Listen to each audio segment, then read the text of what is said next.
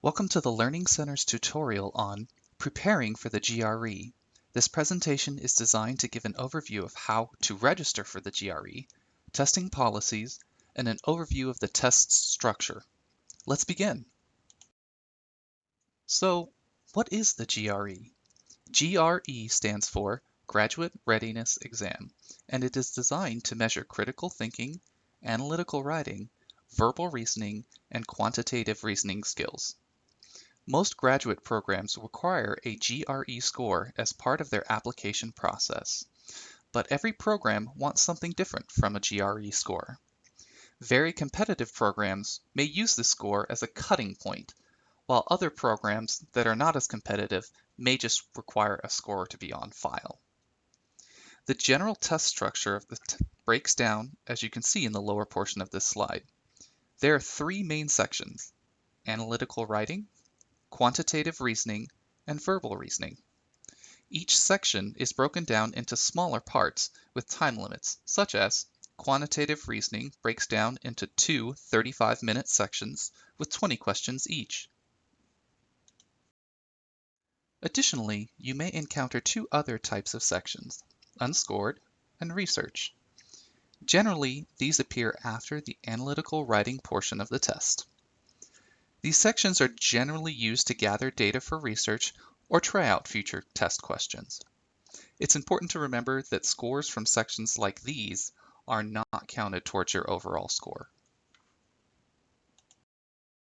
Scoring for the exam is determined for each section. For example, verbal and quantitative reasoning section scores are based on the number of questions answered correctly, as well as the difficulty of each question.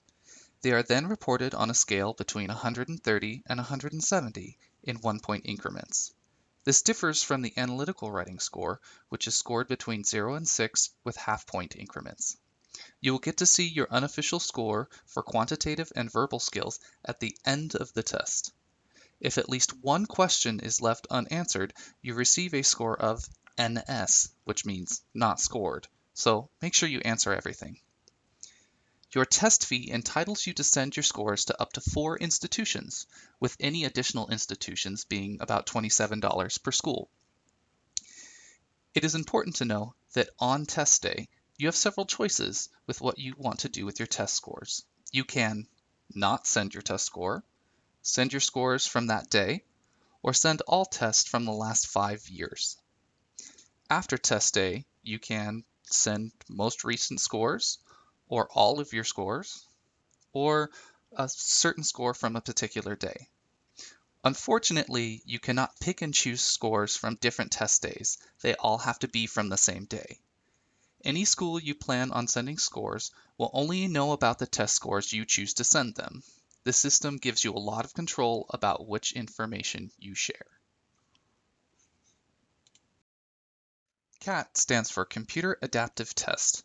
Most testing centers in the US will give computer-based tests instead of paper-based tests. The GRE differs from this just slightly.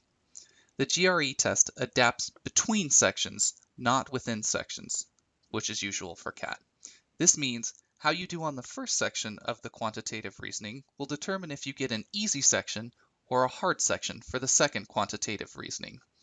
But each question has the same weight, so it's not good to slack off at the end. So what can you expect on test day?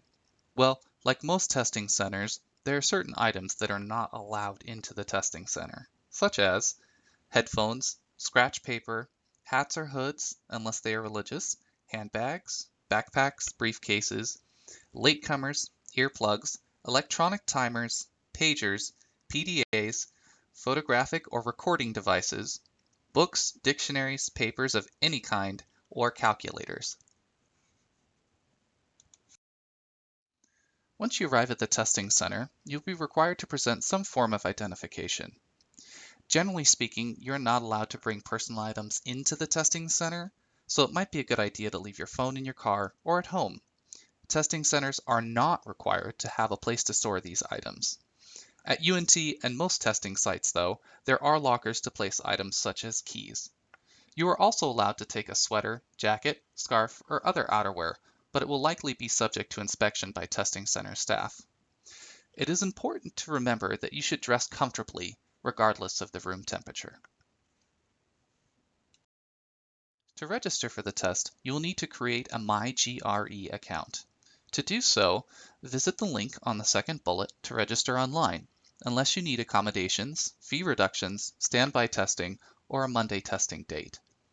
It's also important to check test dates before you register. To do so, you can visit the link on the third bullet. Make sure that when you register, the information that you input matches that's on your form of identification. The fee for the test is currently $205, but it does change from time to time. It can be paid by credit card, certified check, money order, or voucher.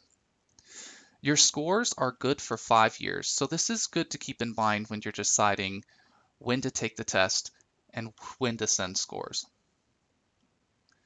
If you want to retake the test, you can do so every 21 days up to 5 times in 1 year.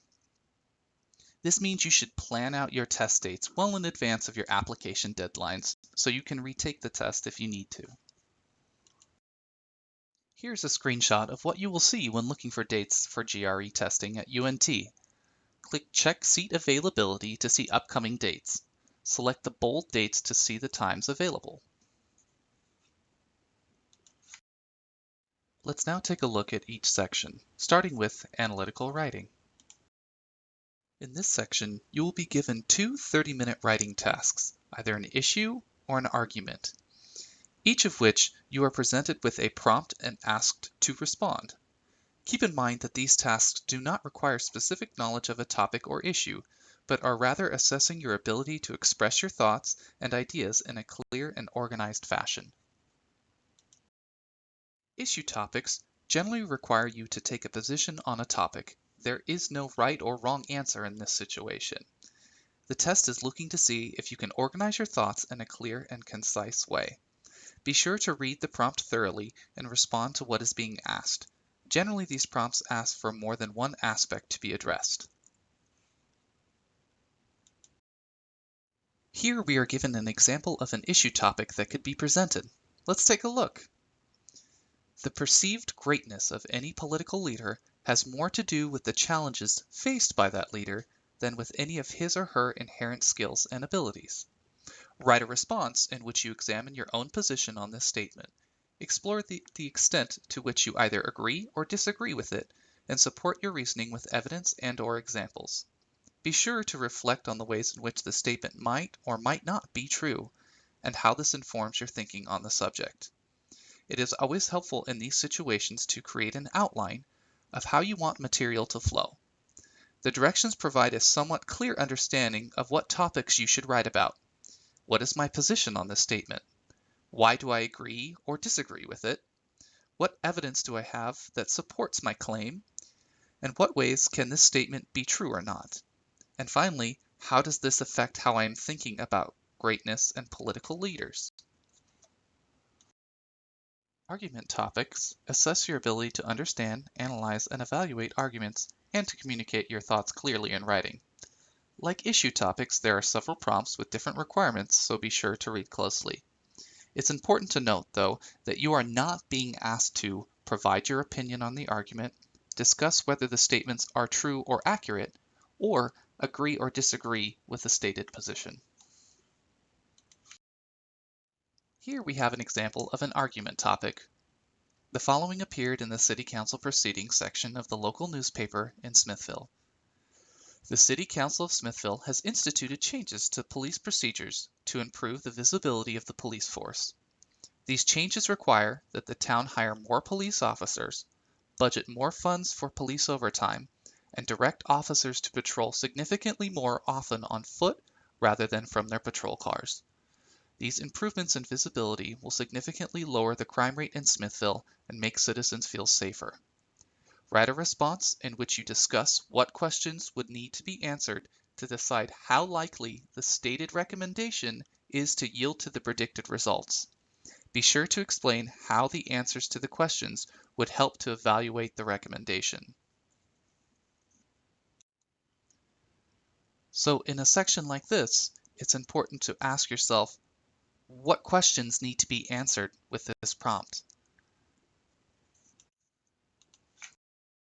As discussed earlier, the analytical writing section is scored between 0 and 6 with half-point increments, as well as an NS score if you don't write anything. Take a moment to familiarize yourself with this rubric. One of the best ways to prepare for the analytical writing portion of the GRE is to visit the GRE website. There you can find the entire pool of issue and argument sections. Pick a few and practice writing under timed conditions.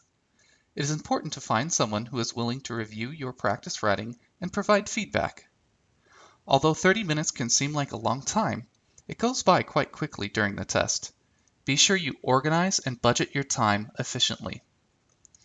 The GRE website also offers sample essays that correspond to their grading rubric. Be sure you understand the qualities of each essay and why they are given a specific score. Remember that both sections are based largely on your ability to think critically and express yourself clearly in writing.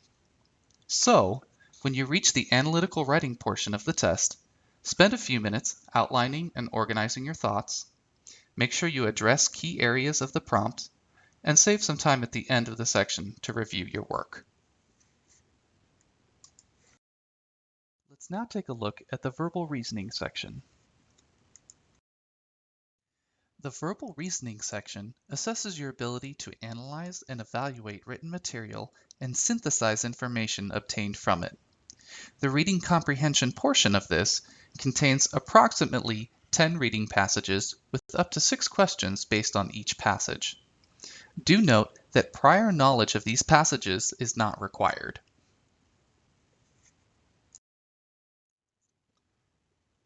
There are two types of multiple choice questions for the reading comprehension section: multiple choice select one answer and multiple choice select one or more answer. The multiple choice select one answer is a traditional multiple choice question with 5 answer choices. Be sure to read all choices and select the answer that most accurately and completely answers the question. Do not pick an answer simply because it is a true statement, as there may be another answer that more accurately addresses the question. For multiple choice select one or more answers, you are provided 3 answer choices and asked to select all correct answers. For these questions, it is important that you evaluate each answer independently of the others. Also, do not be alarmed if all 3 answers are correct, as this is a possibility. The final question structure for the reading comprehension section is something we call Select in Passage. Here, you will be asked to click on the sentence in a passage that meets a certain description. The paragraph that the question applies to may be marked with an arrow. Make sure you evaluate the relevant sentences in the passage before you make your selection. Do not evaluate sentences outside the paragraphs under consideration. The correct answer choice must accurately match the description given in the question. Do not select a sentence if any part of the description does not apply. Note that the question may not fully describe all aspects of the sentence. When you reach the reading comprehension portion, remember to save unfamiliar or difficult sections for last, read and analyze the passage carefully before you try to answer any questions, and pay attention to clues that might help you understand less explicit aspects of the passage. Some helpful questions that you might want to ask yourself are listed here. Finally, remember to answer each question based on the information you have been provided. Here we have an example of a passage from the reading comprehension section. Take a moment and read the passage to yourself.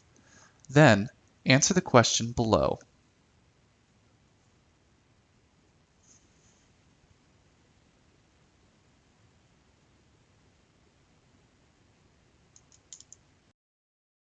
At the bottom of this slide, we have 2 more questions relating to the passage above. Feel free to pause this presentation and answer the question.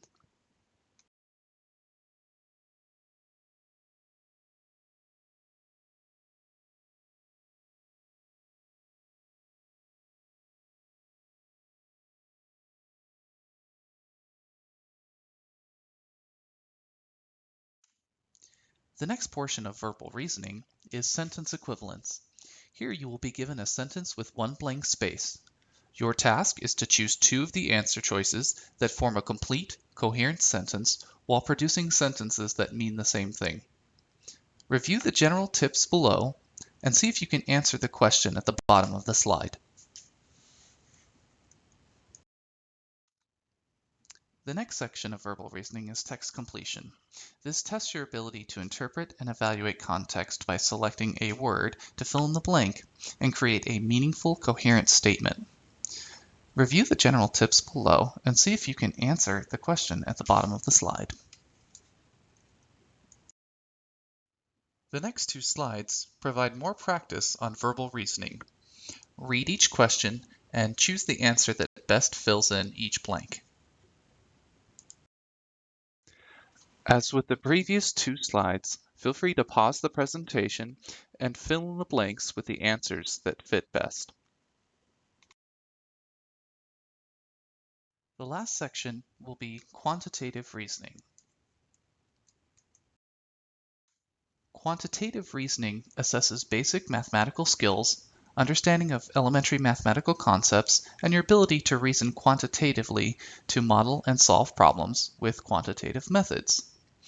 The skills covered in the quantitative section are arithmetic, algebra, geometry, and data analysis. For the most part, the GRE uses standard notations and symbols. If there are special instructions attached to a particular symbol or notation, it will be clearly stated in the question.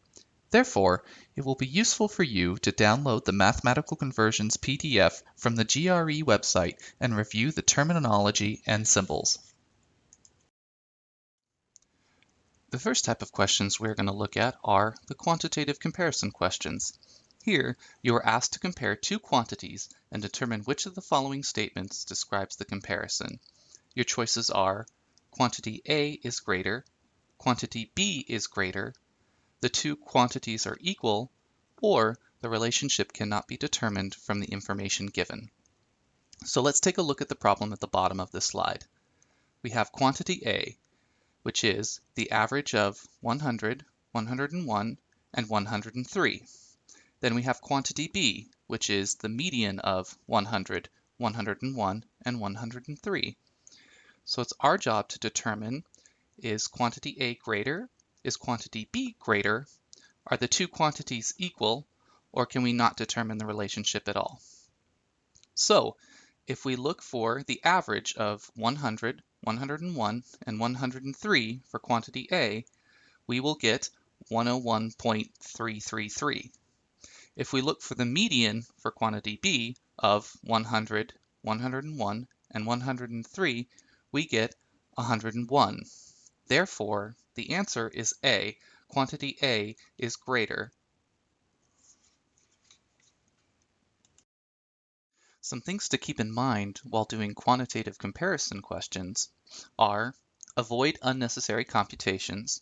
Remember that geometric figures are not necessarily drawn to scale. Plug in numbers where you need to. Simplify the comparison. And never select the last choice if it is clear that the values cannot be determined by the computation.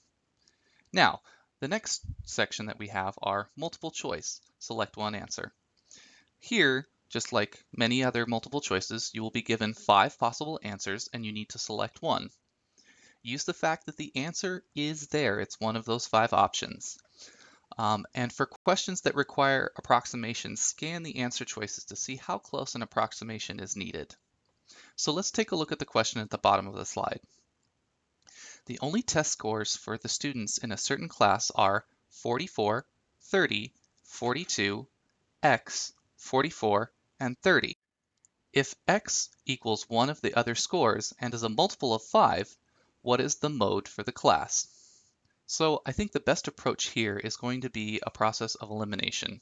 So step 1 for me would be to eliminate answers B and E because they are not multiples of 5. For me, the second step would be eliminate answers A and C because they are not numbers already in the set of test scores.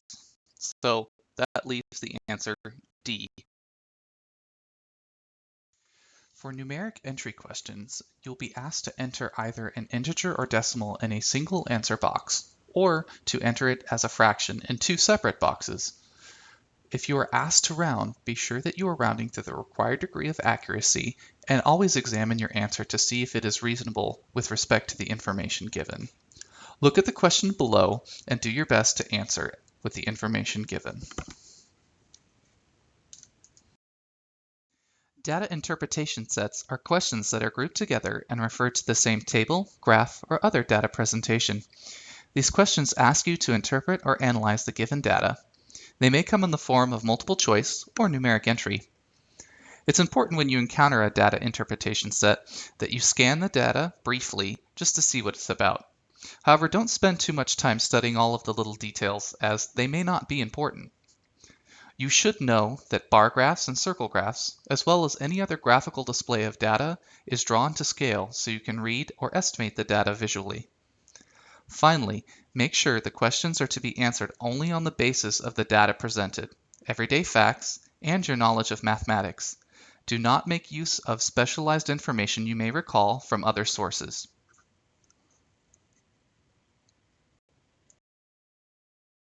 Here you can see we have an example of a data interpretation set. We'll use Figure 8 to answer this question below.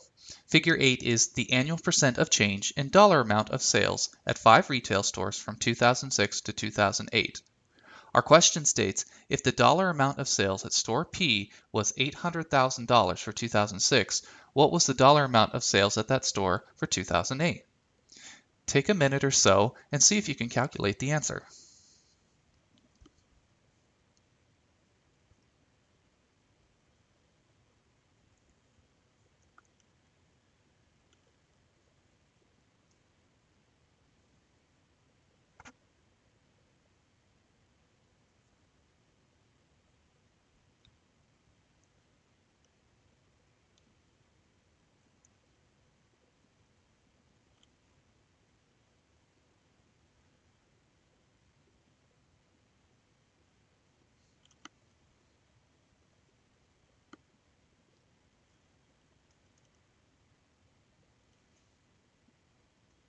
For this question, the correct answer is B, $792,000.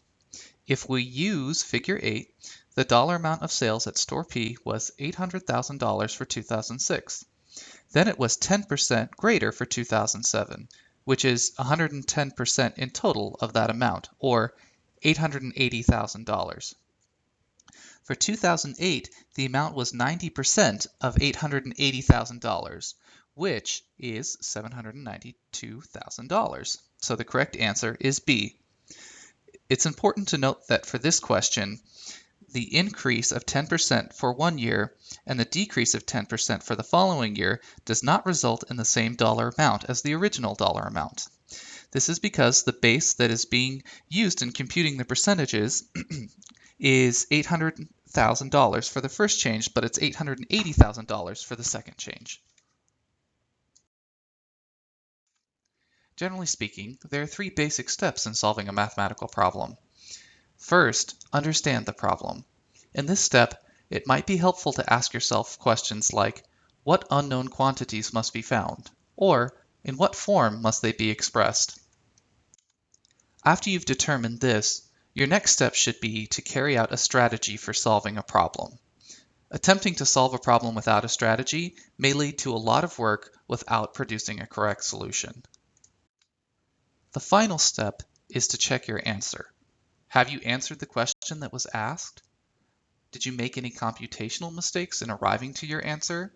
Perhaps a key entry error on the calculator? It's just always good to go back and double check your work.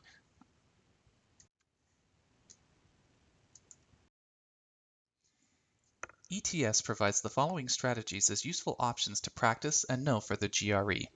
Using the links below, you can visit their website to read more about each strategy and see examples. Having a mastery of these strategies can be very useful for the quantitative reasoning section of the GRE. Below we have some tips when using the on-screen calculator for the GRE. We recommend you only use it for calculations that you know are tedious, such as long division, square roots, and addition, subtraction, or multiplication of numbers that have several digits. Avoid using it for simple computations that are quicker done mentally. Also, if you use the calculator, estimate the answer beforehand so you can determine whether the calculator's answer is in the ballpark. This may help you avoid key entry errors. Take some time to become familiar and comfortable with all of the calculator's buttons, including the transfer display. Transfer display is the button that can be used on numeric entry questions with a single answer box. This button will transfer the calculator display to the answer box. You should always check that the transferred number has the correct form of the answer of the question. For example, if a question requires you to round your answer or convert your answer to a percent, make sure that you adjust the transferred number accordingly.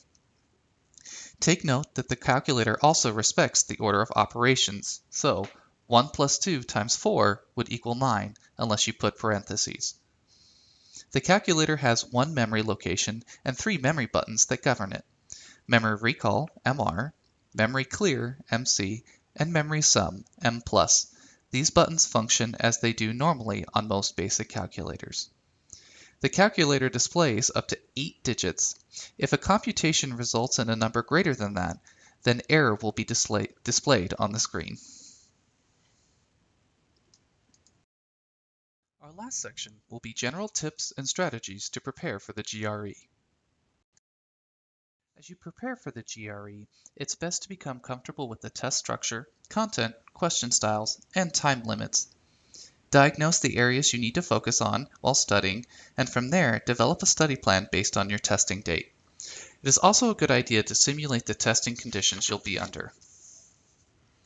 You can minimize anxiety by having directions to the testing center and your required ID ready to go. It is also very important that you eat and drink something before you go to the testing center. Plan to arrive about 30 minutes early and be there for a total of 4.5 hours. The test is 3 hours and 45 minutes in total, with one 10-minute break after the third section.